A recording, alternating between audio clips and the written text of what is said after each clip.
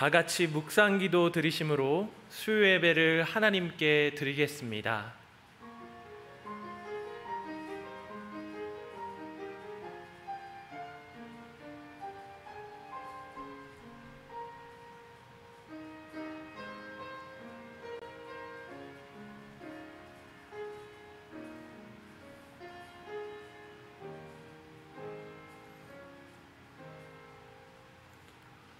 여호와 우리 주여, 주의 이름이 온 땅에 어찌 그리 아름다우신지요.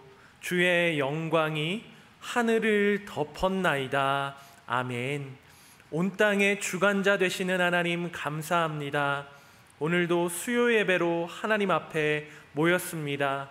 비록 영상으로 드려지는 예배이지만 오늘 예배를 통하여 온 땅에 깃들여져 있는 하나님의 아름다우심과 온 하늘을 덮은 주의 영광을 보게 되는 시간이 되게 하여 주시옵소서.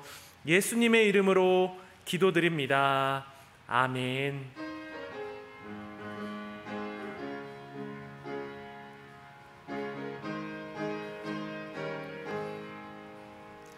슬픈 마음 있는 사람 예수 이름 믿으면 영원토록 변함없는 기쁜 마음 얻으리.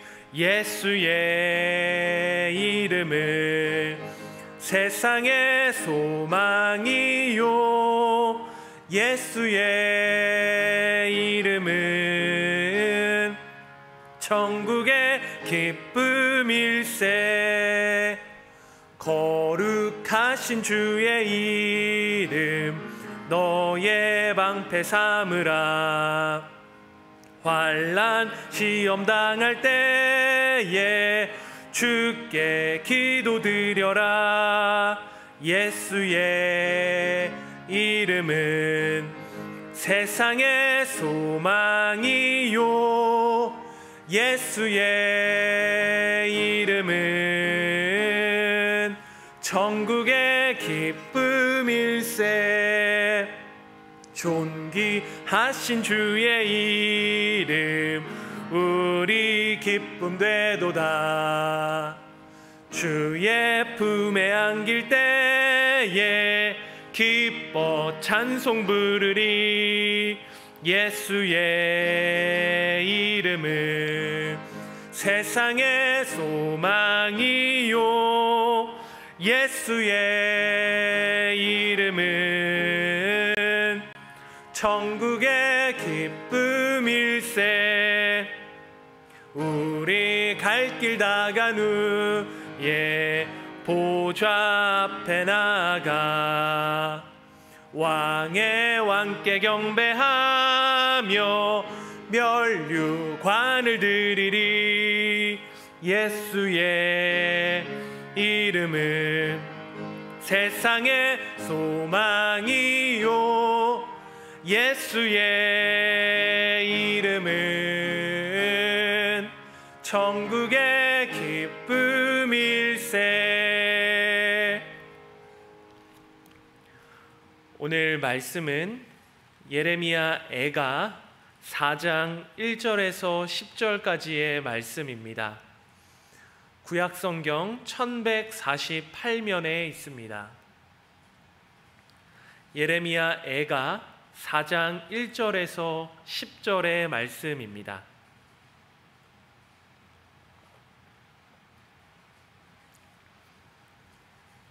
제가 읽도록 하겠습니다. 슬프다. 어찌 그리 금이 빛을 잃고 순금이 변질하였으며 성소의 돌들이 거리 어기마다 쏟아졌는고 순금에 비할 만큼 보배로운 시온의 아들들이 어찌 그리 토기장이가 만든 지랑아리 같이 여김이 되었는고 들깨들도 젖을 주어 그들의 새끼를 먹이나 딸 내 백성은 잔인하여 마치 광야의 타조 같도다. 젖먹이가 목말라서 혀가 입천장에 붙음이여 어린아이들이 떡을 구하나 떼어줄 사람이 없도다. 맛있는 음식을 먹던 자들이 외롭게 거리거리에 있으며 이전에는 붉은 옷을 입고 자라난 자들이 이제는 거름더미를 안았도다. 전에 소돔이 사람의 손을 대지 아니하였는데도 순식간에 무너지더니 이제는 딸 내 백성의 죄가 소돔의 죄악보다 무겁도다.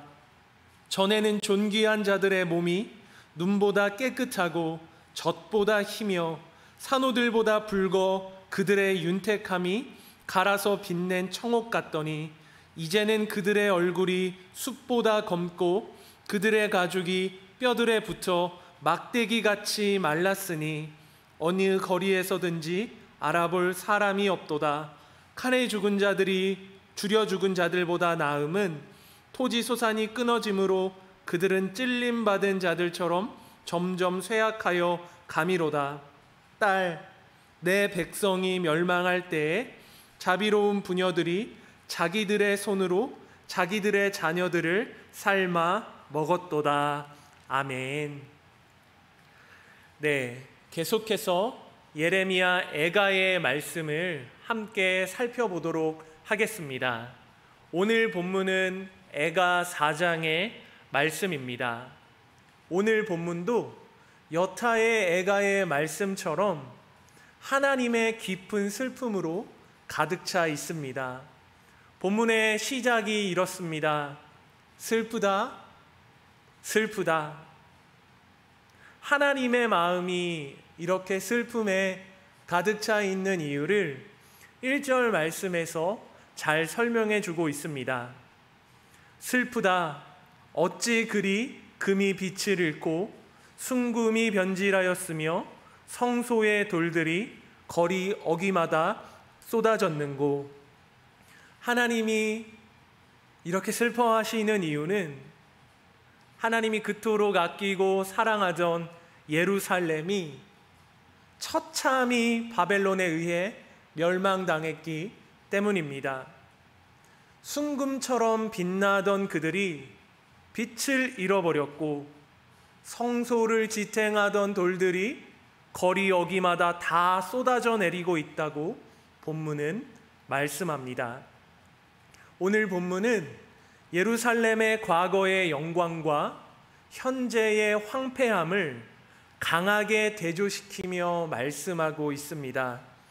본문을 자세히 살펴보면 특별히 7절과 8절 말씀에 시간을 지칭하는 부사가 두 가지 사용되고 있는데요. 첫 번째는 과거를 표현하는 전에는이고 또 다른 하나는 현재를 표현하고 있는 이제는입니다.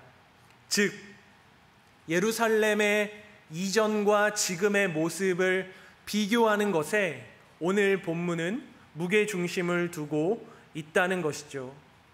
지금은 바벨론에 의해 예루살렘이 비참하게 멸망당한 현재의 상태를 보여주고 있고, 전에는 이라고 말씀하고 있는 이 과거 시점은 예루살렘이 멸망하기 전에 그들이 영광스러웠던 때를 말씀해주고 있습니다. 하나님과 함께 살아갈 때 하나님의 백성들은 참으로 아름다웠습니다. 하나님의 임재 안에 살아갈 때 그들에겐 빛이 났죠. 그래서 본문은 원래 그들은 순금처럼 빛나는 존재들이었다라고 말씀합니다. 황금은 시대를 넘어서서 가장 가치 있는 재물입니다. 구약시대, 신약시대, 그리고 2020년을 살아가고 있는 현재에 이르기까지 변함없이 가치 있는 재물은 황금밖에는 없습니다. 그래서 요즘 코로나 사태로 인해서 세계 경제가 많이 어려워졌죠. 그 덕에 주가는 폭락하고 금리도 많이 내려가고 있는데 반대로 그 가치가 오르고 있는 게 있습니다. 그것이 무엇일까요? 바로 금입니다. 금은 오히려 위기 속에서 더 빛을 발하고 있습니다. 경제가 어려워져도 황금의 값어치는 떨어지지 않습니다. 그래서 우리나라가 어려웠을 때 국민들은 항상 금 모으기 운동을 하며 이 국가적인 어려움을 이겨나가곤 했었죠. 이처럼 황금은 어느 시대에나 누구에게나 귀하고 가치 있는 것들입니다. 오늘 본문 2절에서 하나님은 예루살렘과 당신의 백성들을 바로 이 빛나는 금에 비유하여 말씀하고 계십니다. 순금에 비할 만큼 보배로운 시온의 아들들이 순금에 비할 만큼 보배롭다. 시간이 지나도, 시대가 지나가도 그 빛이 변하지 않고 누구나 귀하게 여길 만큼 값어치 있는 순금, 그만큼 귀하고 보배로운 존재들이 바로 시온의 아들들이라고 말씀합니다. 그렇다면 시온의 아들들은 누구를 가리킬까요? 이를 이해하기 위해선 먼저 시온이 어디인지를 우리가 살펴볼 필요가 있는데요. 시온은 예루살렘 성이 세워진 산을 지칭합니다. 즉 예루살렘이라는 도시가 시온산을 중심으로 형성이 되었다는 것이죠. 원래 이곳은 여부스 족속의 거주지였지만 다윗이 이곳을 점령하여 성곽을 쌓고 그 후로 이곳을 다윗 성이라고 불렀습니다.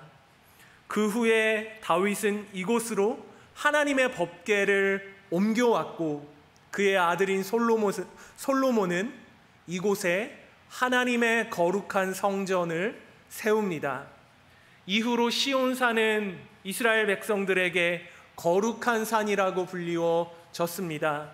미가서에서는 여호와의 산이라고 불릴 만큼 시온은 하나님의 임재를 상징하였습니다. 또한 시온은 이스라엘의 회중 전체나 국가를 나타낼 때도 사용되어지곤 했습니다. 그렇다면 이런 시온의 아들들이란 누구를 가리킬까요? 좁게는 예루살렘에 거주하고 있는 유다 민족들을 가리키고 있고, 좀 더 넓게는 구원받은 모든 하나님의 백성을 지칭하는 표현이 바로 시온의 아들들입니다. 즉 순금에 비할 만큼 보배로운 시온의 아들들이라는 표현은 구원받은 하나님의 백성들이 순금에 비할 만큼 귀하고 복된 존재들이라는 겁니다. 그런데 중요한 사실은 금처럼 빛나던 그들이 이제는 빛을 잃어버리고 그저 길에 던져지면 깨져버릴 질 항아리같이 되어버렸다고 본문은 말씀합니다. 본문 2절 말씀입니다. 순금에 비할 만큼 보배로운 시온의 아들들이 어찌 그리 토기장이가 만든 질 항아리같이 여김이 되었는고. 순금처럼 빛나던 그들이 깨어지기 쉬운 연약한 질그릇으로 전락해 버렸습니다. 이전에는 가장 보배롭고 영광스럽던 자들이 지금은 황폐하고 비참한 모습으로 무너져 버린 것이죠. 예루살렘과 유다의 현재의 모습이 이렇게 비참해진 이유는 그들이 하나님을 떠났기 때문입니다. 하나님의 임재 안에 살아갈 때 그들은 황금처럼 빛나는 존재였습니다. 또한 거룩하신 하나님의 말씀에 순종하며 살아갈 때 그들은 언제나 존귀한 자들이었죠. 하나님만을 경외하며 살아갈 때 그들은 세상이 감당할 수 없는 자들이었습니다. 하지만 하나님을 떠나 스스로의 힘으로 살아가려고 할 때 그들은 그저 토기장이가 만든 질 항아리에 불과했습니다. 언제 깨어져도 이상하지 않을 만큼 연약하고 무가치한 존재가 되어 버렸다는 거죠. 본문은 계속해서 하나님을 잃어버린 유다 민족의 참담함을 묘사합니다. 3절 말씀은 이렇게 기록합니다. 들깨들도 젖을 주어 그들의 새끼를 먹이나 딸 내 백성은 잔인하며 마치 광야의 타조 같도다. 인간이나 동물이나 공통적인 특징이 한 가지 있는데 그것은 바로 모성애입니다. 사람이든 동물이든 자기 자녀가 위협에 놓이게 되면 목숨을 걸고 자신의 자녀를 지켜낼 것입니다. 하지만 하나님을 떠난 자들은 이런 모성애마저 사라져 버렸다라고 말씀합니다. 도덕성의 완전한 타락을 의미하죠. 본문을 살펴보면 들깨들도 젖을 준다고 말씀합니다. 본문에서 말하고 있는 들깨는 정확하게는 자칼을 가리킵니다. 자칼은 객과에 속하는 동물로 주로 짐승의 시신을 먹는 것으로 잘 알려져 있습니다. 이런 야생의 짐승들조차 자기 자녀들을 위하여 젖을 물리는데 하물며 인간이 자기 자녀들을 돌보지 않는다라고 말씀합니다. 오늘 말씀은 심지어 그들을 새끼를 버리고 도망하는 타조의 모습에 비유합니다. 이스라엘 백성 당시의 타조는 굉장히 부정하며 잔인한 동물로 여겨졌습니다. 왜냐하면 타조는 굉장히 눈에 잘 띄는 곳에 알을 낳고 자신이 만약에 위험에 처하면 자신의 새끼를 담보로 주고 자신은 재빨리 도망쳐 버렸기 때문입니다. 자기가 살기 위해 자녀를 버리는 거죠. 타조는 날지 못하지만 말보다 빨리 달릴 수 있다고 합니다. 이런 빠른 속도를 이용해서 자녀를 보호하는 것이 아니라 자기만 살겠다고 도망치는 이 타조의 모습이 부패한 유다 백성의 모습임을 지적해주고 있는 것이죠. 그들의 인간성이 얼마나 파괴되었는지, 그들의 삶이 얼마나 부도덕해졌는지, 그들의 삶에 얼마나 하나님의 말씀이 사라져 버렸는지 4절 말씀에 조금 더 구체적으로 우리에게 묘사해 주고 있습니다. 4절은 이렇게 기록합니다. 젖먹이가 목말라서 혀가 입천장에 붙으며 어린아이들이 떡을 구하나 떼어줄 사람이 없도다. 인간의 가장 기본적인 도덕성인 모성애, 하물며 짐승들에게조차 있는 그 모성애가 하나님의 백성들의 삶에 완전히 상실되었음을 말씀해 줍니다. 젖먹이가 목말라서 혀가 입천장에 붙으며, 젖먹이는 갓 태어난 신생아를 말하고 있죠. 어미가 젖을 물려주지 않으면 스스로 살 수 있는 가능성이 전혀 없는 그 젖먹이조차 어미가 젖을 주지 않아서 극심한 목마름에 혀가 입천장에 붙어 있다고 말씀합니다. 뿐만 아니라 젖먹이들보다 조금 큰 그 어린아이들조차 먹을 떡 한 덩이를 챙겨주는 사람이 없어서 굶주림에 고통당하고 있다고 합니다. 오늘날로 치자면 굉장히 심각한 아동학대죠. 누가 봐도 붕괴할 만한 이 모습이 하나님을 잃어버린 하나님의 백성들의 삶의 모습이라는 겁니다. 이스라엘 백성들이 은혜로 구원을 받았는데 하나님의 은혜를 떠나서 살아가려고 하니 죄밖에는 남는 것이 없어 보입니다. 사실 이들이 처음부터 이렇게 황폐하고 비참한 자들은 아니었습니다. 본문 5절 말씀에 따르면 원래는 이들이 맛있고 기름진 음식을 먹으며 붉은 옷을 입고 자란 자들이라고 기록하고 있습니다. 당시의 붉은 옷은 상류층에서나 입을 수 있는 굉장히 귀한 옷이었습니다. 붉은 자주실 자체가 구하기 힘든 옷감이었기 때문이죠. 유다 민족의 원래 모습은 날마다 진수성찬을 먹으며 붉은 옷을 입고 자란 귀하고 복된 존재들이었습니다. 하나님의 임재 안에, 하나님의 말씀 안에 그들이 살아갈 때 그들의 모습은 누구보다 아름다웠고 보배로웠습니다. 하지만 하나님을 떠난 그들의 모습은 먹을 양식이 없어 줄이며 그저 거름더미를 안았다라고 본문은 말씀하죠. 본문에서 말씀하고 있는 거름더미란 원어적인 의미를 살펴보면 오물덩어리, 쓰레기 더미를 의미합니다. 하나님 안에 그들이 거할 땐 진수성찬과 붉은 옷으로 길러지던 자들이 하나님을 떠나니, 하나님의 은혜 없이 살아가려고 하니 그들의 손에 남는 건 쓰레기 더미밖에는 없다는 것이죠.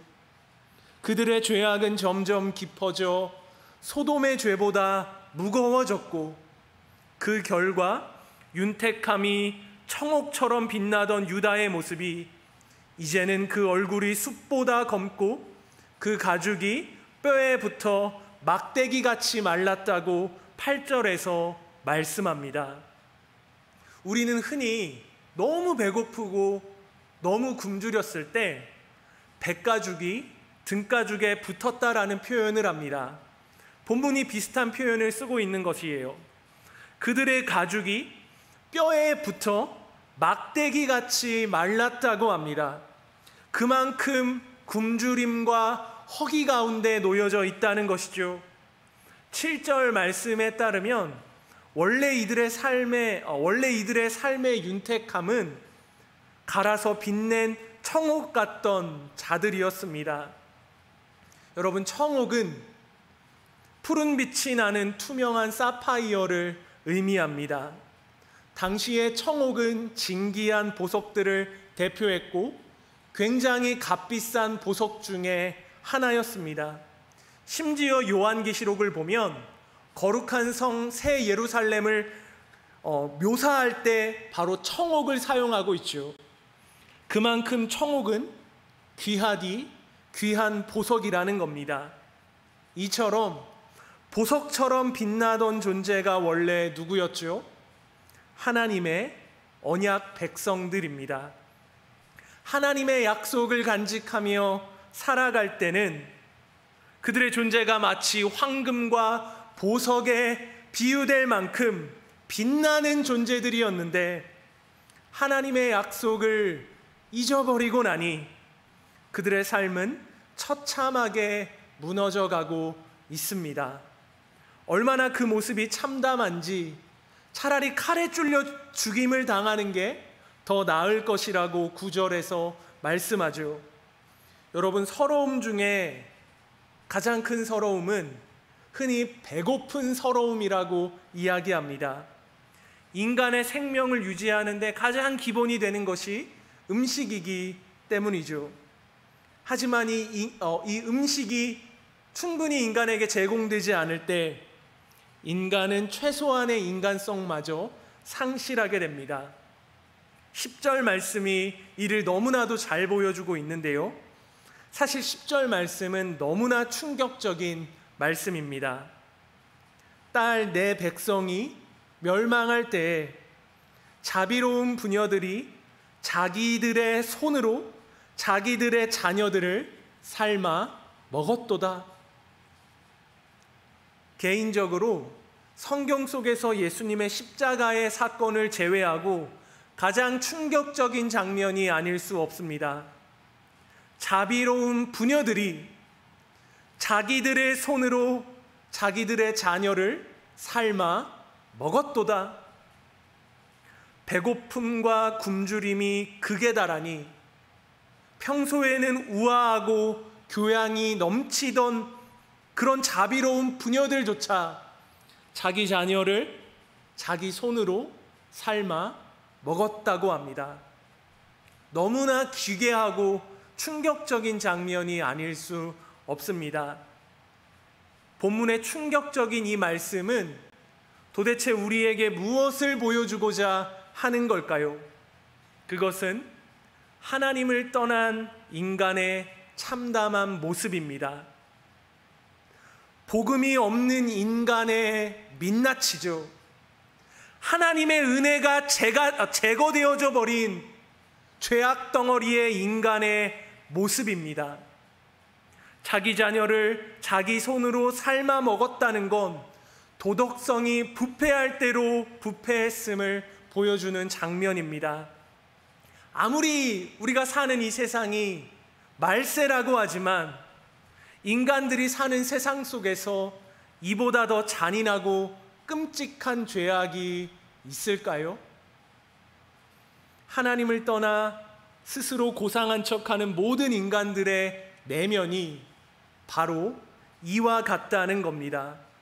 겉은 온갖 지식과 재물로 한껏 꾸미고 있지만 그 거품을 싹 걷어내고 그 내면의 깊은 곳을 들여다보면 썩을 대로 썩어 있는 것이 인간의 죄악된 본성입니다. 하나님을 잃어버린 인간의 민낯이죠. 오늘 본문이 우리에게 주는 메시지는 너무나 단순하지만 강력합니다. 하나님 안에 살아갈 때 우리는 빛나는 정금 같고 귀하디 귀한 청옥 같지만 하나님을 떠나 살아가는 우리의 모습은 비참함 그 자체라는 겁니다. 사랑하는 성도 여러분, 하나님의 백성들은 하나님 안에 살아갈 때 가장 빛나는 존재들입니다. 모든 인간은 하나님의 형상으로 지음받았기 때문이죠. 하나님의 형상으로 지음받았다라는 건 하나님이 우리에게 약속을 주셨다는 겁니다. 하나님은 그 어떤 피조물에게도 약속하지 않으셨습니다. 하지만 오직 인간에게만 영원한 생명을 약속하셨죠.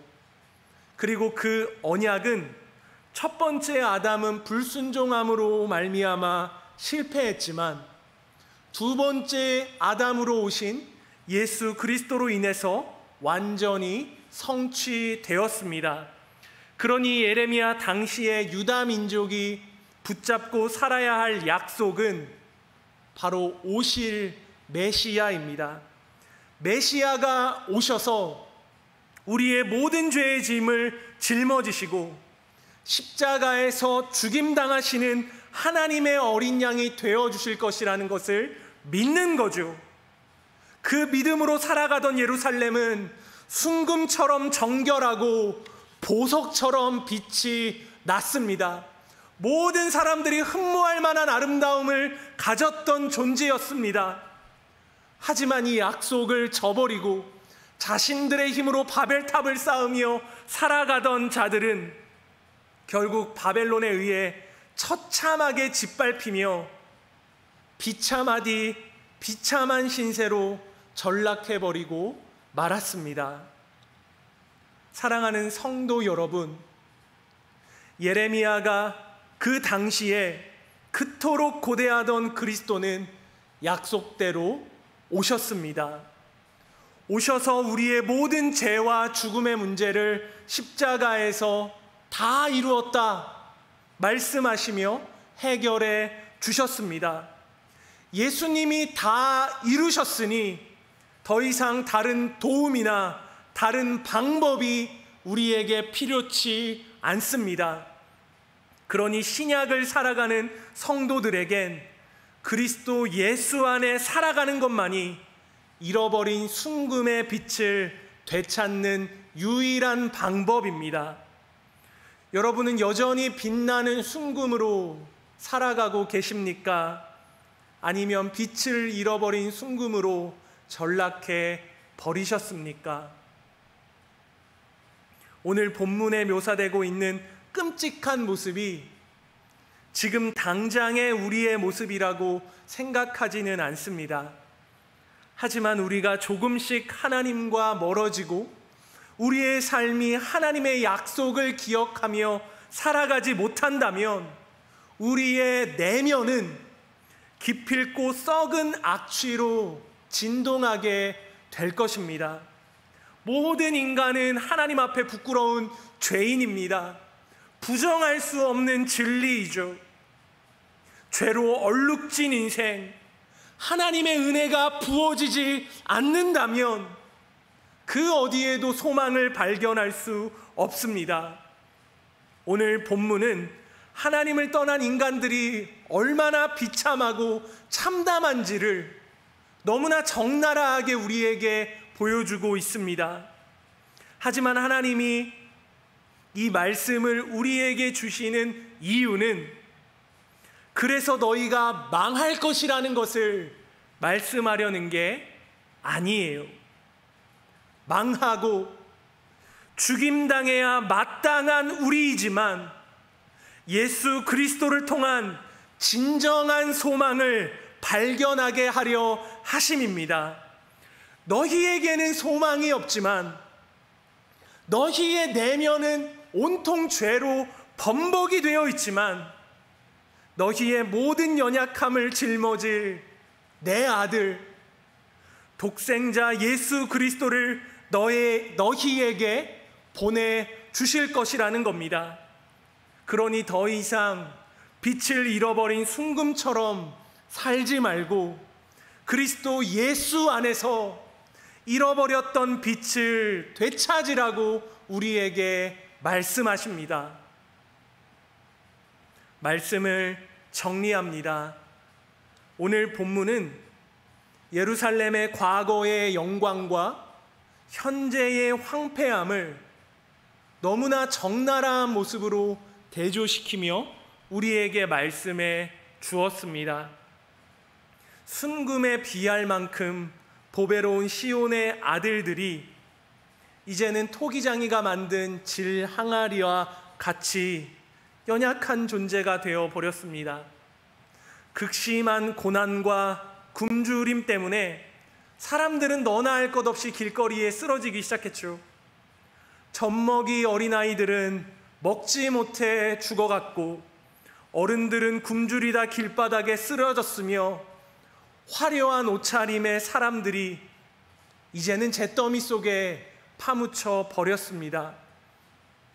그들의 죄악은 소돔보다 무거웠으며 자애롭던 여인들도 자기 자식을 먹이로 삼을 정도로 도덕성은 심각하게 부패하였습니다.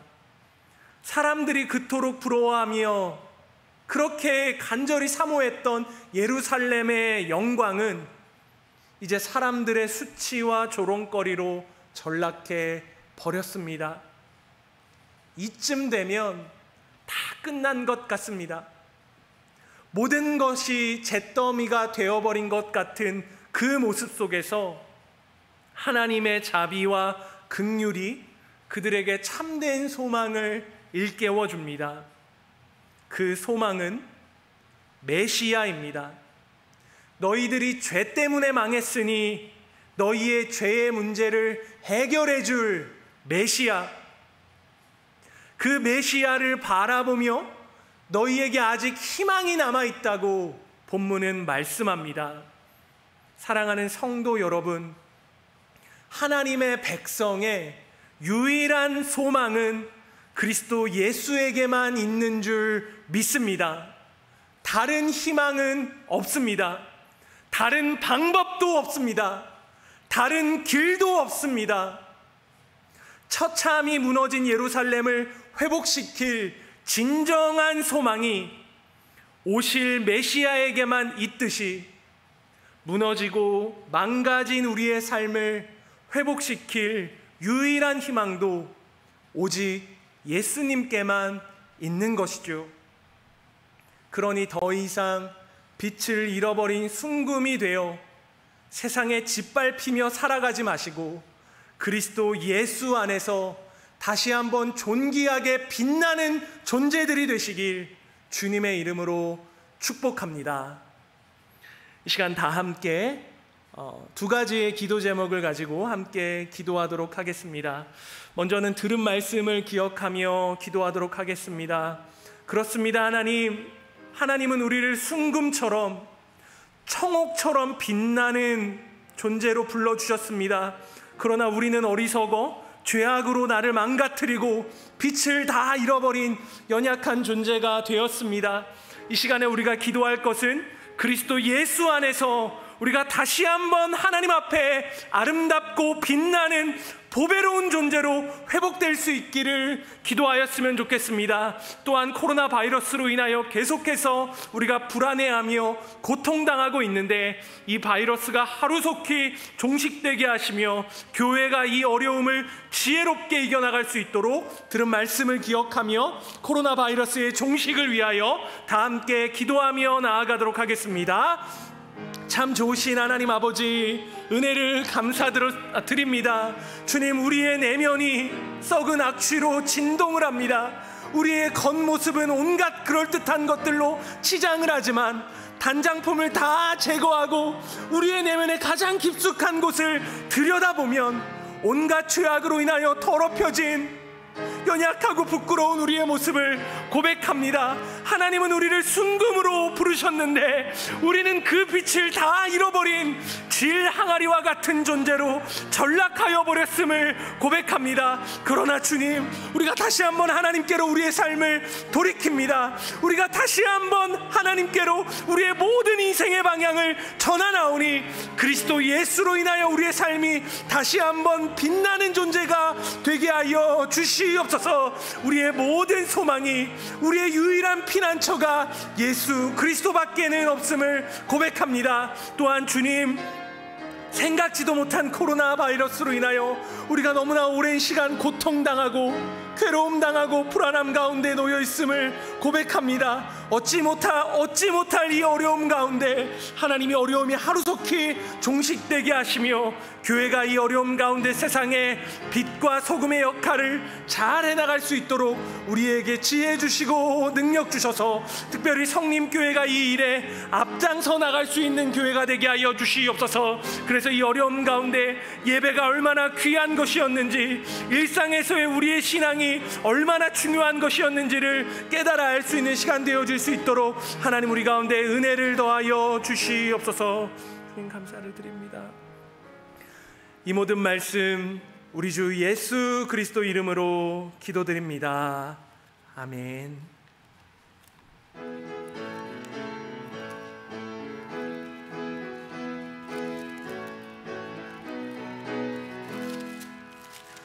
만왕의 왕 내 주께서 왜 고초당했나,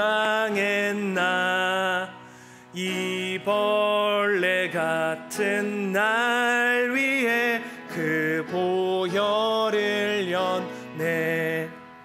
십자가 내가 처음 볼 때에 나의 맘의 큰 고통 사라져.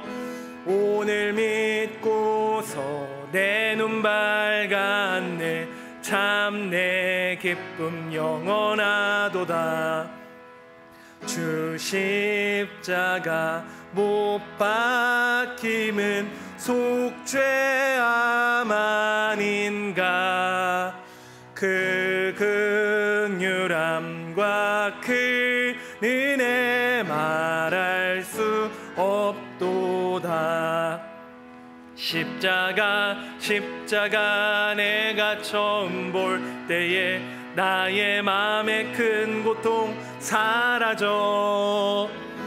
오늘 믿고서 내 눈 밝았네. 참 내 기쁨 영원하도다.